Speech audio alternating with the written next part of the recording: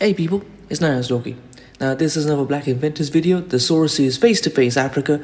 For 10 years, black woman behind skin tone emojis has been fighting for a patent after numerous rejections.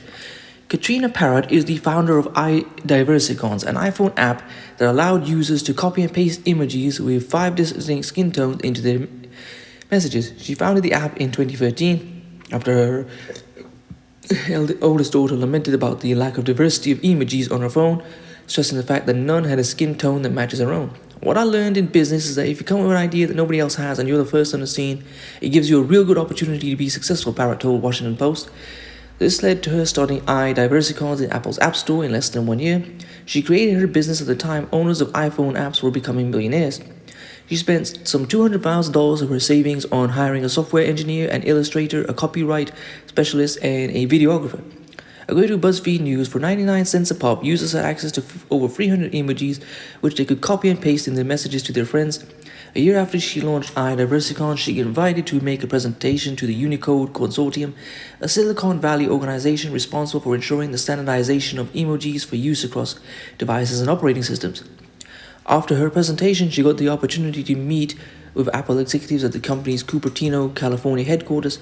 Parrot left the meeting hoping for a partnership with Apple to include her diverse emojis into the iPhone's keyboard. However, Apple later declined a partnership, saying it will develop its own emojis based on Unicode standards, making her app unnecessary. She would spend more than 5 years trying to patent her creation, but to no avail. The U.S. Patent and Trademark Office, USPTO, kept rejecting her applications and appeals. In 2020, she escalated the matter, suing Apple for copyright infringement. The case was thrown out in 2021 by a U.S. district judge who said the idea of diverse emojis was unprotectable. But Parrot disagrees.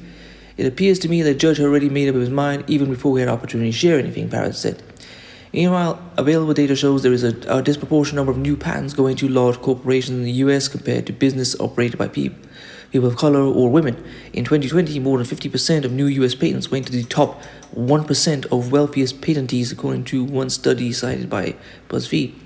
64-year-old Parrot says she's still waiting for recognition of her idea and approval of her patent, which has been rejected multiple times.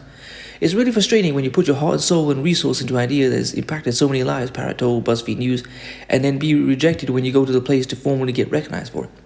The good news for Parrot is that some U.S. lawmakers have shown interest in her patent case and have vowed to support her. BuzzFeed News reports that Democratic Senator Elizabeth Warren of Massachusetts and Democratic Representative Sheila Jackson Lee of Texas have sent a letter to the U.S.